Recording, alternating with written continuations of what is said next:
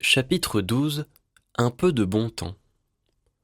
Quand cette corvée fut achevée, et que nous nous fûmes nettoyés et restaurés, Montgomery et moi nous installâmes dans ma petite chambre pour examiner sérieusement et pour la première fois notre situation.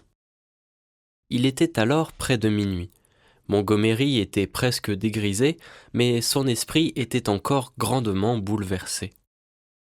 Il avait singulièrement subi l'influence de l'impérieuse personnalité de Moreau, et je ne crois pas qu'il eût jamais envisagé que celui-ci pût mourir. Ce désastre était le renversement inattendu d'habitudes qui étaient arrivées à faire partie de sa nature pendant les quelques 10 monotones années qu'il avait passées dans l'île. Il débita des choses vagues, répondit de travers à mes questions et s'égara dans des considérations d'ordre général. Quelle stupide invention que ce monde, dit-il. Quel gâchis que tout cela, je n'ai jamais vécu. Je me demande quand ça doit commencer. 16 ans tyrannisés, opprimés, embêtés par des nourrices et des pions, 5 ans à Londres, à piocher la médecine, 5 années de nourriture exécrable, de logis sordides, d'habits sordides, de vices sordides, une bêtise que je commets, je n'ai jamais connu mieux, et expédié dans cette île maudite. 10 ans ici. Et pourquoi tout cela, Prendick? Quel du prix! Il était difficile de tirer quelque chose de pareilles extravagances. Ce dont il faut nous occuper maintenant, c'est du moyen de quitter cette île. À quoi servirait de s'en aller? Je suis un proscrit, un réprouvé. Où dois-je rejoindre? Tout cela, c'est très bien pour vous, Prendick. Pauvre vieux Moreau. Nous ne pouvons l'abandonner ici, que pour les bêtes épluchent ses os. Et puis... Mais d'ailleurs, qu'adviendra-t-il de celles de ces créatures qui n'ont pas mal tourné?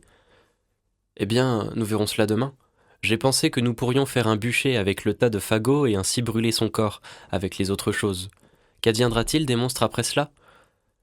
Je n'en sais rien. Je suppose que ceux qui ont été faits avec des bêtes féroces finiront tôt ou tard par tourner mal. Nous ne pouvons les massacrer tous, n'est-ce pas? Je suppose que c'est ce que votre humanité pourrait suggérer.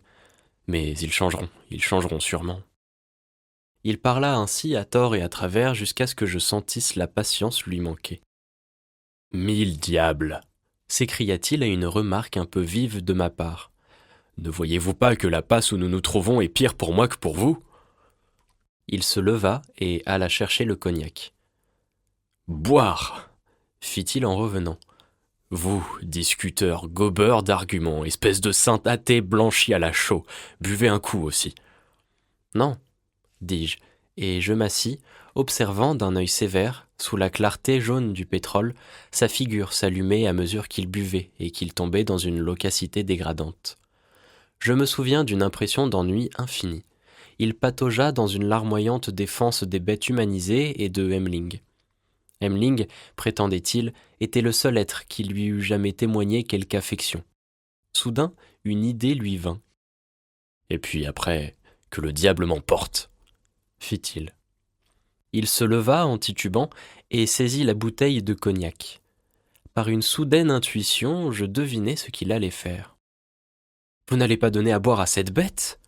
m'exclamai-je en me levant pour lui barrer le passage. « Cette bête, c'est vous qui êtes une bête. Il peut prendre son petit verre comme un chrétien. Débarrassez le passage, Prendick. »« Pour l'amour de Dieu !» commençai-je. « Ôtez-vous de là !» rugit-il en sortant brusquement son revolver. « C'est bien, » concédai-je, et je m'écartai, presque décidé à me jeter sur lui au moment où il mettrait la main sur le loquet. Mais la pensée de mon bras hors d'usage m'en détourna.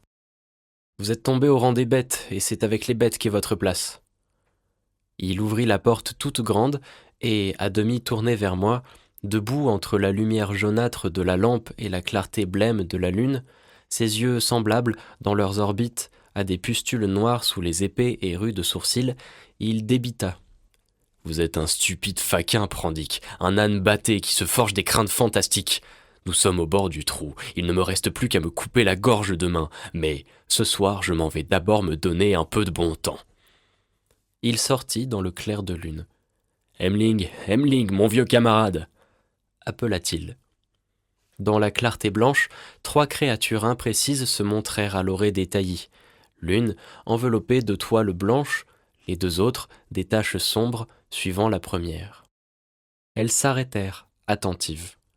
J'aperçus alors les épaules voûtées de Hemling s'avançant au long de la clôture. « Buvez !» cria Montgomery. « Buvez, vous autres espèces de brutes, buvez et soyez des hommes. Mille diables, j'ai du génie, moi. Moreau n'y avait pas pensé, c'est le dernier coup de pouce. Allons, buvez, vous dis-je. » Brandissant la bouteille, il se mit à courir dans la direction de l'ouest, Hemling le suivant et précédant les 3 indécises créatures qui les accompagnaient. Je m'avançai sur le seuil. Bientôt, la troupe, à peine distincte dans la vaporeuse clarté lunaire, s'arrêta. Je vis Montgomery administrer une dose de cognac pur à Hemling, et l'instant d'après, les 5 personnages de cette scène confuse n'étaient plus qu'une tache confuse. Tout à coup, j'entendis la voix de Montgomery qui criait « Chantez, chantons tous ensemble, conspuez prandic, c'est parfait. Maintenant, encore, conspuez prandic, conspuez prandic. » Le groupe noir se rompit en 5 ombres séparées et recula lentement dans la distance au long de la bande éclairée du rivage. Chacun de ces malheureux hurlait à son gré, aboyant des insultes à mon attention et donnant libre cours à toutes les fantaisies que suggérait cette inspiration nouvelle de l'ivresse. « Par file à droite !» commanda la voix lointaine de Montgomery, et ils s'enfoncèrent avec leurs cris et leurs hurlements dans les ténèbres des arbres. Lentement, très lentement, ils s'éloignèrent dans le silence. La paisible splendeur de la nuit m'enveloppa de nouveau. La lune avait maintenant passé le méridien et faisait route vers l'ouest. Elle était à son plein et, très brillante, semblait voguer dans un ciel d'azur vide. L'ombre du mur, large d'1 mètre à peine et absolument noire, se projetait à mes pieds. La mer, vers l'est, était d'un gris uniforme, sombre et mystérieuse, et, entre les flots et l'ombre, les sables gris, provenant de cristallisation volcanique, étincelaient et brillaient comme une plage de diamants. Derrière moi, la lampe à pétrole brûlait, chaude et rougeâtre. Alors je rentrai et fermai la porte à clé. J'allai dans la cour où le cadavre de Moreau reposait auprès de ses dernières victimes, les chiens, le lama et quelques autres misérables bêtes. Sa face massive, calme même après cette mort terrible, ses yeux durs grands ouverts semblaient contempler dans le ciel la lune morte et blême. Je m'assis sur le rebord du puits et, mes regards fixant ce sinistre amas de lumière argentée et d'ombre lugubre, je cherchais quelque moyen de fuir. Au jour, je rassemblerai quelques provisions dans la chaloupe et, après avoir mis le feu au bûcher que j'avais devant moi, je m'aventurerai, une fois de plus, dans la désolation de l'océan. Je me rendais compte que pour Montgomery, il n'y avait rien à faire, car il était, à vrai dire, presque de la même nature que ces bêtes humanisées, et incapable d'aucun commerce humain. Je ne me rappelle pas combien de temps je restai assis là à faire des projets, peut-être 1 heure ou 2. Mes réflexions furent interrompues par le retour de Montgomery dans le voisinage. J'entendis de rauques hurlements, un tumulte de cris exultants, qui passa au long du rivage, des clameurs, des vociférations, des cris perçants qui parurent cesser en approchant des flots. Le vacarme monta et décrut soudain. J'entendis des coups sourds, un fracas de bois que l'on casse, mais je ne m'en inquiétai pas. Une sorte de chant discordant commença. Mes pensées revinrent à mes projets de fuite. Je me levai, pris la lampe et allai dans un hangar examiner quelques petits barils que j'avais déjà remarqués. Mon attention fut attirée par diverses caisses de biscuits et j'en ouvris une. À ce moment, j'aperçus du coin de l'œil un reflet rouge et je me retournai brusquement. Derrière moi, la cour s'étendait, nettement coupée d'ombre et de clarté avec le tas de bois et de fagots sur lequel gisaient Moreau et ses victimes mutilées. Ils semblaient s'agripper les uns les autres dans une dernière étreinte vengeresse. Les blessures de Moreau étaient béantes et noires comme la nuit, et le sang qui s'en était échappé s'étalait en mares noirâtres sur le sable. Alors je vis, sans en comprendre la cause, le reflet rougeâtre et fantomatique qui dansait, allait et venait sur le mur opposé. Je l'interprétai mal, me figurant que ce n'était autre chose qu'un reflet de ma lampe falote, et je me retournai vers les provisions du hangar. Je continuai à fouiller partout, autant que je pouvais le faire avec un seul bras, mettant de côté, pour embarquer le lendemain dans la chaloupe, tout ce qui me semblait convenable et utile. Mes mouvements étaient maladroits et lents, et le temps passait rapidement. Bientôt, le petit jour me surprit. Le chant discordant se tut pour donner place à des clameurs, puis il reprit et éclata soudain en tumulte. J'entendis des cris de encore, encore, un bruit de querelle et tout à coup un coup terrible. Le ton de ces cris divers changeait si vivement que mon attention fut attirée. Je sortis dans la cour pour écouter. Alors, tranchant net sur la confusion et le tumulte, un coup de revolver fut tiré. Je me précipitai immédiatement à travers ma chambre jusqu'à la petite porte extérieure. À ce moment, derrière moi, quelques-unes des caisses et des boîtes de provisions glissèrent et dégringolèrent sur le sol les unes sur les autres avec un fracas de verre cassé. Mais sans y faire la moindre attention, j'ouvris vivement la porte et regardai ce qui se passait au dehors. Sur la grève, près de l'abri de la chaloupe, un feu de joie brûlait, lançant des étincelles dans la demi-clarté de l'aurore. Autour luttait une masse de figures noires.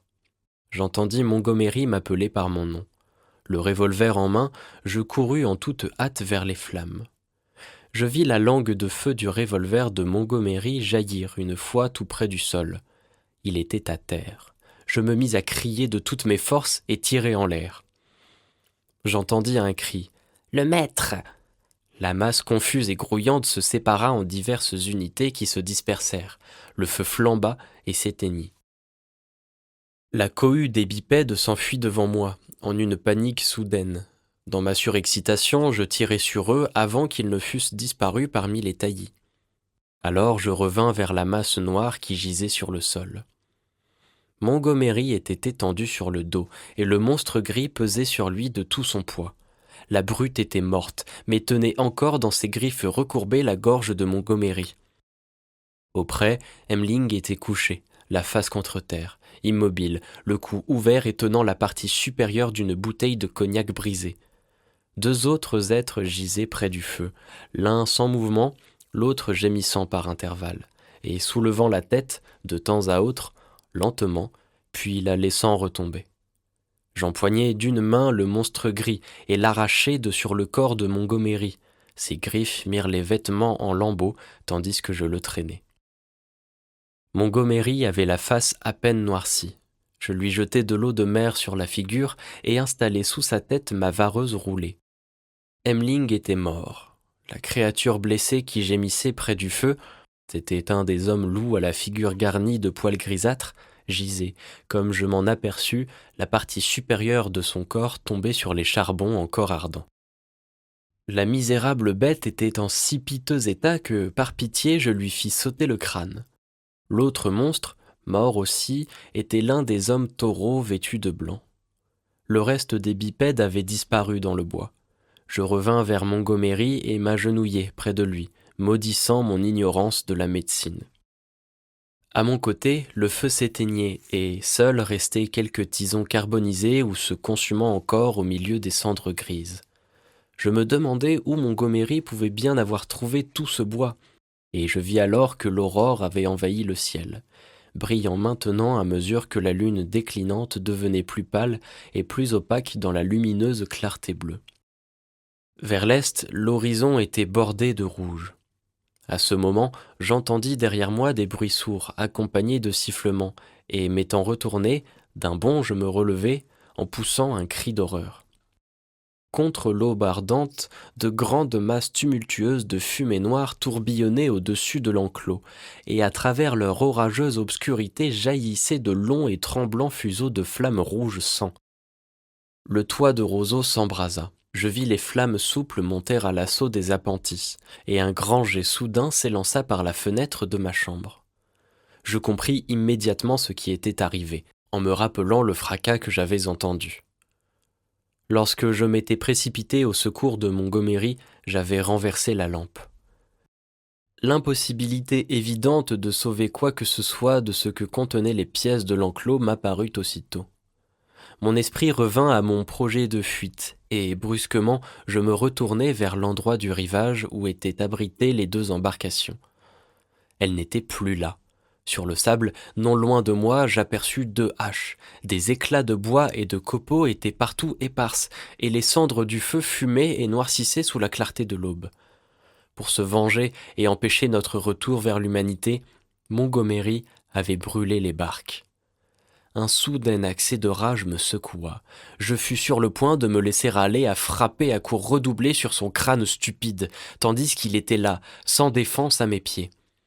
Mais soudain il remua sa main, si faiblement, si pitoyablement que ma rage disparut. Il eut un gémissement et souleva un instant ses paupières. Je m'agenouillai près de lui et lui soulevai la tête. Il rouvrit les yeux, contemplant silencieusement l'aurore, puis son regard rencontra le mien. Ses paupières alourdies retombèrent. « Fâché » articula-t-il avec effort. Il semblait essayer de penser. « C'est le bout » murmura-t-il. « La fin de cet univers idiot. Quel gâchis !» J'écoutai.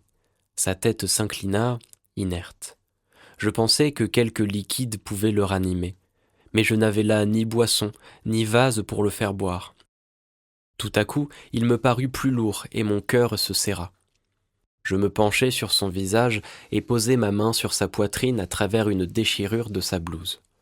Il était mort, et au moment où il expirait, une ligne de feu, blanche et ardente, le limbe du soleil, monta à l'orient par-delà le promontoire, éclaboussant le ciel de ses rayons et changeant la mer sombre en un tumulte bouillonnant de lumière éblouissante qui se posa, comme une gloire, sur la face contractée du mort. Doucement, je laissai sa tête retomber sur le rude oreiller que je lui avais fait, et je me relevai.